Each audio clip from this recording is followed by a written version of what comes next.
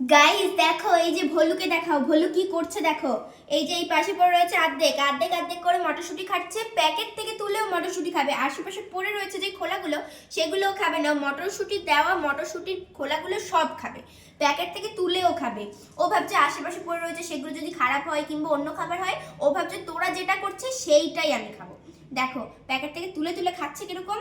এই তুই যদি এগুলো খাস আমরা কি খাবো? দেখো প্যাকেট থেকে তুলে নিয়ে নিচে নামিয়ে খাচ্ছে এই ভলু। এই বাড়ির সব থেকে বড় মালিক, এই বাড়ির সব থেকে বড় একটা মানুষ। আমরা কিছু না, এই বাড়ির সমস্ত কিছু। দেখো কানগুলো আবার খাড়া খাড়া করে শুনছে আমি ওর নামে কি বলছি, সব বোঝে। আমার মাম্মি বলছে তুই খা, তারপর যতটুকু পড়ে থাকে তারপরে ওগুলো আমরা রান্না করে খাবো। ও খাক আগে, ও খেয়ে আগে শান্তি হোক। দেখো কি অবস্থা। আমরা যখন খেতে বসি তখনও ঠিক এরকম করে।